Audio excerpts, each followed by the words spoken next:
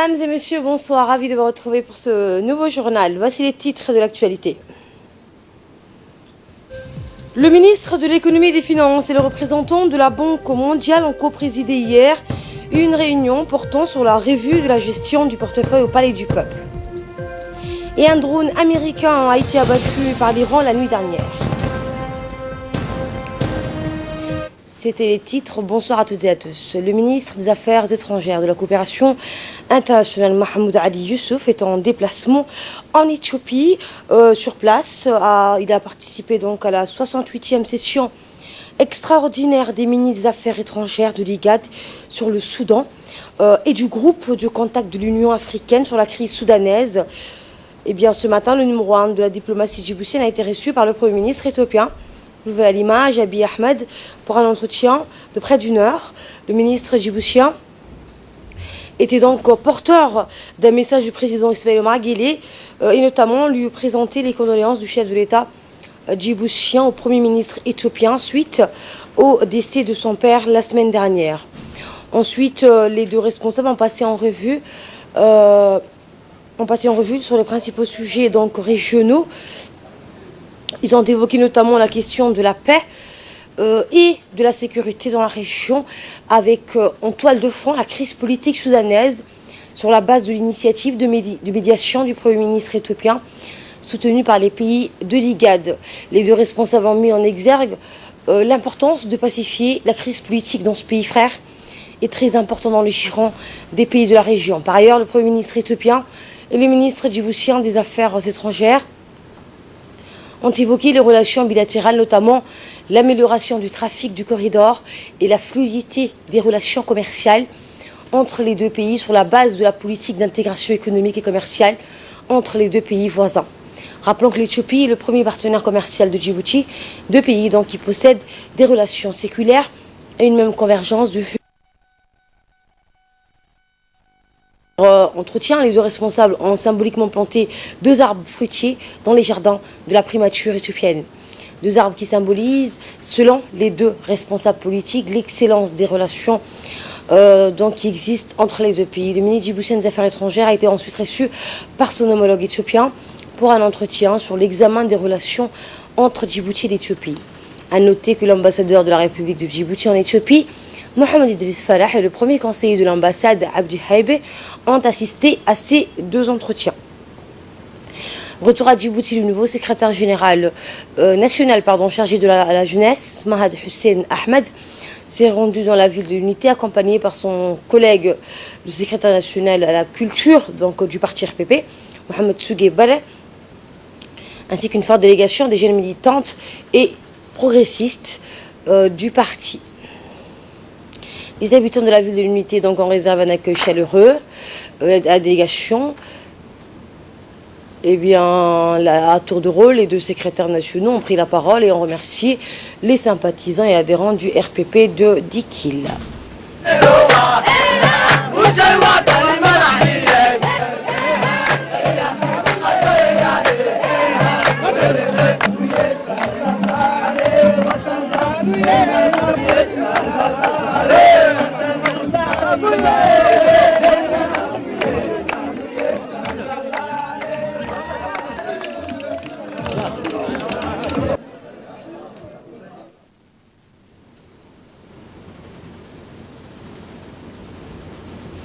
Dans leurs interventions, ils ont transmis le message de salutation de la plus haute instance du parti en premier, le président de la République, Ismaël Omar Guelleh, à la première dame, Radel Mohamed Haïd, présidente de l'UNFD, du vice-président, M. Radel Kamel Mohamed, et du secrétaire général, Ilyas Moussa Dawale, ainsi que les salutations de l'ensemble des membres du comité exécutif du parti RPP.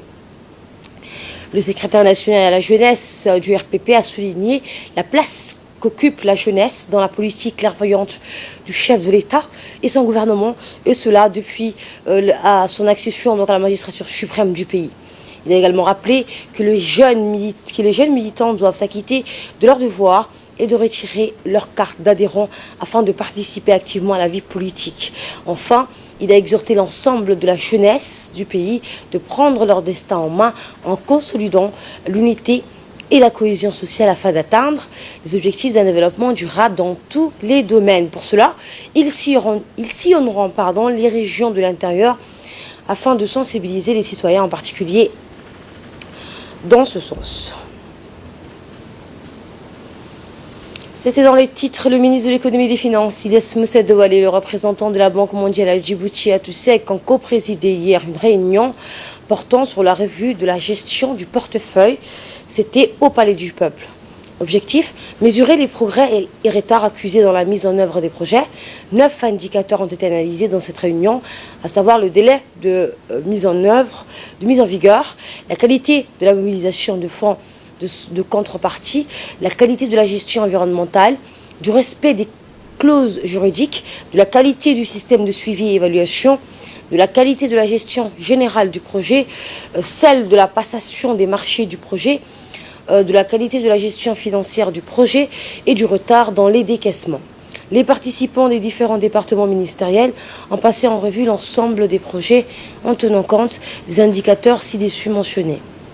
Pour l'évaluation des objectifs déjà accomplis, l'identification des lourdeurs et autres écueils qui empêchent la bonne conduite de certains projets et de convenir des actions et solutions pertinentes nécessaires pour améliorer le rythme de mise en œuvre ainsi que les résultats du programme.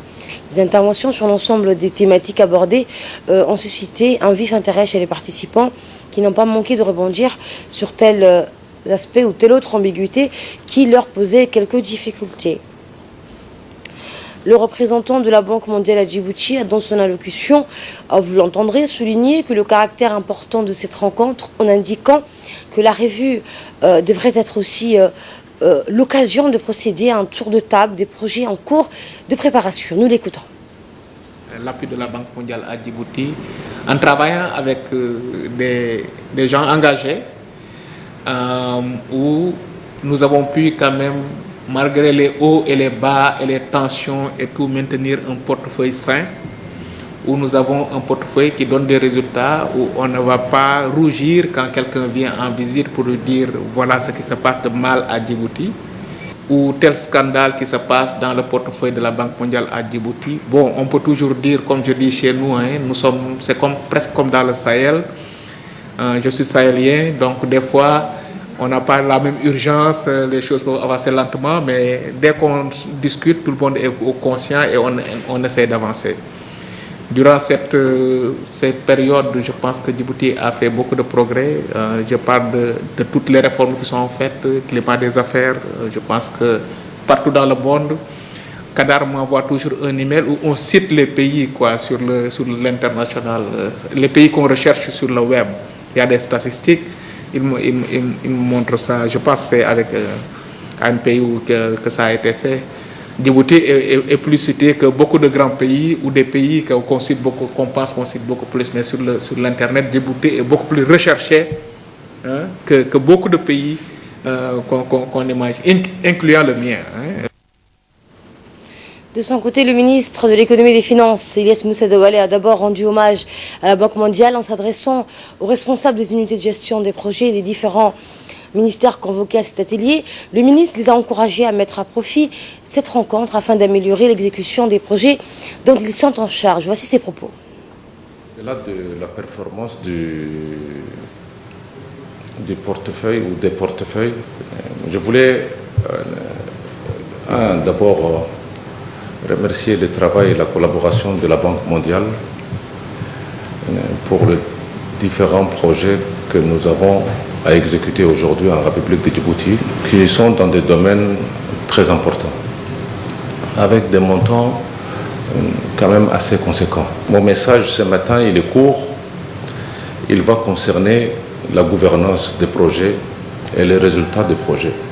Nous sommes en train de travailler sur une plus grande rigueur dans la gouvernance des projets, sur son fonctionnement, sur sa gestion et sur le respect des délais impartis à chaque projet, parce que j'ai tendance à recevoir des prolongations des dates des projets. Et nous pensons que les différents responsables de projets aiment bien prolonger le délai à la fin du cycle du projet. Si ce n'est pas le cas, il y a peut-être quelques soucis de gestion de qualité. Il va falloir élucider. Ça, ce sont des matrices de procédures que nous allons mettre en place. L'autre niveau de gouvernance des projets, c'est également l'intervention de la DFE que j'aimerais voir de plus en plus rigoureuse, comment dirais-je, proactive. Entre autres, notamment, les revues du portefeuille doivent être systématiques. Au-delà des moments où on se retrouve ici, on aimerait voir également des revues beaucoup plus régulières sur tous les projets. Dans l'actualité, le ministre de la Santé, Mohamed Ouassem Deri, s'est entretenu hier avec des représentants des comités de santé et des comités d'hygiène qui sont implantés dans tous les quartiers de la capitale. En effet, les présidentes d'une cinquantaine de comités qui regroupent près d'1 millier de membres ont répondu présentes à l'invitation du ministre de la Santé qui est tenu à les rencontrer personnellement. Dans son allocution, le ministre de la Santé n'a pas manqué de rappeler le rôle crucial et la mission primordiale de ces leaders communautaires qui accomplissent un travail formidable dans le cadre de la prévention et de la promotion de la santé. Il a donc remis, vous le voyez à l'image, des attestations de reconnaissance à tous les membres des comités en signe de gratitude pour leur dévouement et leur engagement auprès du département de la santé et pour leur contribution inestimable dans l'amélioration du bien-être et à la santé de la population. Direction la Turquie, à présent le ministre de l'Urbanisme, de l'Environnement et du Tourisme, Mohamed Abdulkader, accompagné par l'ambassadeur de Djibouti en Turquie, a pris part aux cérémonies de commémoration de la 25e journée mondiale de lutte contre la désertification et la sécheresse sous l'égide de Bekir Padmilri, ministre turc de l'Agriculture. On prépare à cette importante journée le secrétaire exécutif de la Convention des Nations Unies sur la lutte contre la désertification, des ministres, des ambassadeurs et des hautes personnalités du gouvernement turc. Retour à Djibouti, à l'instar du reste du monde, la République de Djibouti a célébré hier la journée mondiale des réfugiés. Une cérémonie dédiée aux réfugiés s'est tenue donc au village de Holhol, situé dans la région d'Ali Sabié. C'était donc hier. La cérémonie qui s'est déroulée au village de Holhol a rassemblé sur place le secrétaire général du ministère de l'Intérieur, Siraj Abdelkader Omar, le préfet de la région, Mohamed Abri Assoué, le président du conseil régional, Omar Ahmed Ouass, le chef de corps de l'armée Bias, colonel Abdelwassi Ben Mohamed, le secrétaire exécutif de l'ONARS, Hussein Hassan Dalal, les représentants des agences du système des Nations Unies à Djibouti. À travers le monde, plus de 60 millions de personnes ont fui leur domicile par crainte des persécutions ou par des catastrophes en Afrique. Le thème retenu en 2019 est réfugiés, rapatriés, personnes déplacées vers des solutions durables au déplacement forcé en Afrique. Djibouti donc a maintenu une politique de porte ouverte pour accueillir et héberger des réfugiés pendant plus de 4 décennies. Actuellement, plus de 29 000 réfugiés et demandeurs d'asile originaires de la Somalie, de l'Éthiopie, du Yémen et de l'Érythrée y sont hébergés. Malgré les défis socio-économiques du pays, le président de la République a pris 3 engagements lors du sommet des leaders pour les réfugiés tenu le 20 septembre 2016 à New York. Il a adopté une nouvelle loi nationale sur les réfugiés donnant accès à l'éducation, à l'aide juridique et au système de justice des réfugiés. Des enfants, des femmes et des hommes qui composent cette population. Le nombre de réfugiés déracinés dans le monde a considérablement augmenté ces dernières années. La République de Djibouti accueille actuellement près de 30 000 réfugiés et demandeurs d'asile sur son territoire. Écoutons les mots du secrétaire général du ministère de l'Intérieur qui s'est exprimé au micro de notre correspondant dans la région, Mohamed Cheikh Aboubakar. Journée mondiale des réfugiés pour commémorer la force, le courage et la résilience des millions de réfugiés et d'autres personnes déplacées à travers le monde. Plus de 71 millions de réfugiés déplacés dans le monde. Cette année, comme ça a été mentionné, le thème retenu est réfugiés, rapatriés et personnes déplacées et pour la recherche des solutions durables aux déplacements forcés en Afrique. le président de la République avait pris un engagement, comme ça a été dit à New York, pour au moins venir en aide aux réfugiés par rapport aux actions prioritaires concernant l'éducation, la santé, l'accès aux soins, aux services sociaux de base. D'autres recommandations et d'autres engagements sont en préparation au niveau de l'ONARS. Comme les réfugiés l'ont dit, ce n'est pas un hasard et c'est véritablement la réalité et la vérité. C'est l'excellent travail fourni par l'ONARS et en particulier par le secrétaire exécutif de l'ONARS qui est réellement apprécié à Hol-Hol et pas seulement à Hol-Hol, à Ali Adé et Markazi. Mes remerciements vont aussi au HCR qui ne ménage pas ses efforts. Dans le reste de l'actualité, le ministère de l'Éducation nationale et de la formation professionnelle a tenu au centre de formation de l'enseignement fondamental une journée d'information et d'échange sur la mise en œuvre de la révision des curricula de première année. Cette réunion était présidée par les hauts cadres du ministère de l'Éducation nationale et avait pour objectif de faire part du nouveau curricula aux différents chefs d'établissement. À cet effet, les responsables qui ont intervenu tour à tour ont expliqué le nouveau curricula révisé. C'est partagé dans cet atelier avec les chefs d'établissement. Ils seront amenés aussi à se revoir dans ce genre d'atelier, des partages, présentations, afin d'améliorer le suivi sur le terrain. L'expérimentation dans les classes avec ces nouveaux curricula vont commencer, Inch'Allah, cette année, 2019-2020, avec les classes de première année. Ces expérimentations vont continuer jusqu'en 2024. Ensuite, à partir de cette année, les curricula revus et améliorés vont être mis dans les classes. Dans la journée d'hier, les gendarmes de la brigade de Cheikh Moussa ont obtenu des renseignements importants sur des faits assez graves et particulièrement nuisibles pour la santé publique. En effet, l'individu s'est permis de recueillir les sacs de riz périmés destinés à la destruction avant de les acheminer vers son hangar situé à son quartier de résidence. Ensuite, grâce à une machine à coudre spéciale alimentée par un générateur électrique, il remplace les sacs d'origine pour les remplacer avec des sacs dont la date de péremption est de 2020.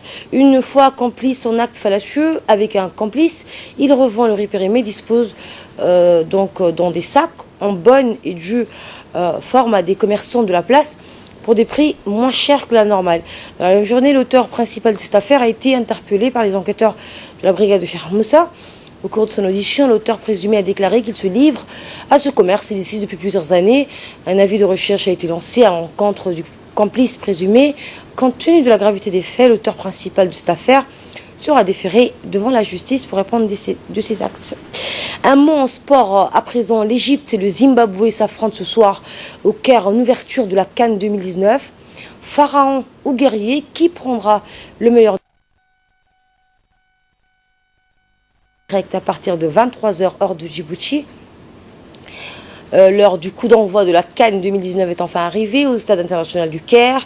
La cérémonie donc d'ouverture a démarré à 22h heure locale.